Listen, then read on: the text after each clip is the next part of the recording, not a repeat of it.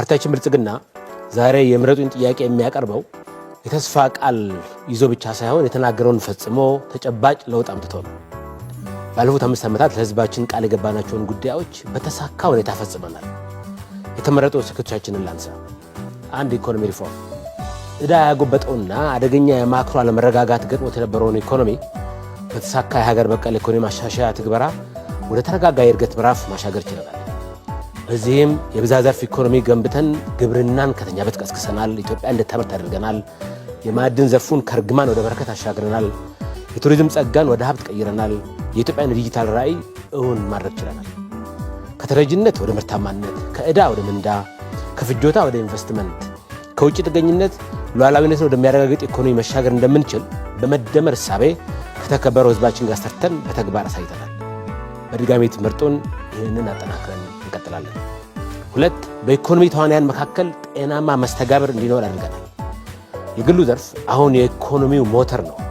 ዜጎች 48 ቢሊዮን ችግኝ በመትከል 38,000 መዋለ ህጻናትን በመገንባት የኮሪደር ልማቱ ዋና ተዋናይ በመሆን የድርሻቸውን እየተወጡ ነው።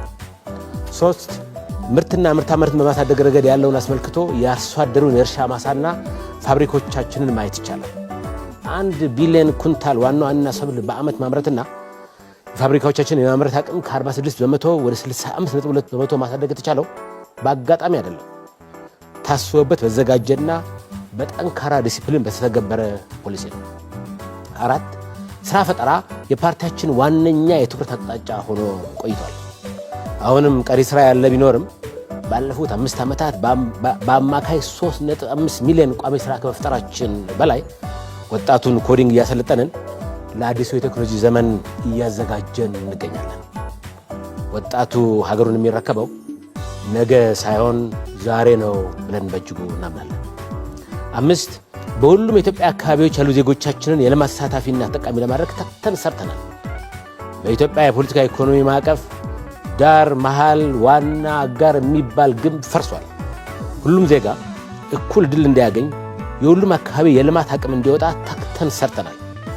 ልማት አሳታፊ ካልሆነ ዋጋ የለውም ብለን አጥብቀን እናምናለን።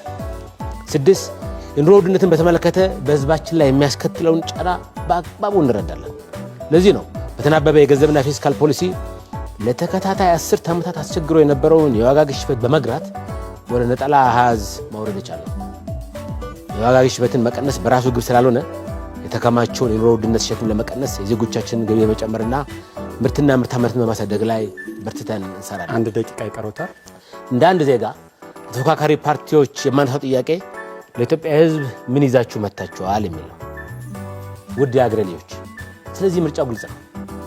ተፎካካሪዎች እንደሚሉት ወደ ኋላ እንመለስ ወይስ ይህንን ኢትዮጵያን የማዘመንና የማበልጸግ ጉዟችንን አጠናክረን እንቀጥል?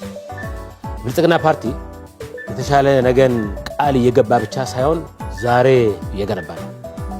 ኢትዮጵያን የአፍሪካዊት የብልጽግና ተምሳሌት ማድረግ እንደሚቻል በተግባር እያሳየ ያለውን የብልጽግና ፓርቲ ይምረጡ። ከአፍርሶ መገንባት አባዜ ኢትዮጵያ ወጥቶ ልጆቻችን የተሻለ ነገን እየሰራ ያለውን የብልጽግና ፓርቲ ይምረጡ። የስልጣን ምንጭ ህዝብ እንደሆነ እናምናለን።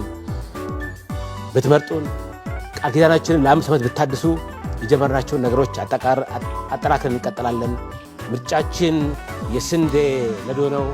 ብልጽግናን ይምረጡ። አመሰግናለሁ።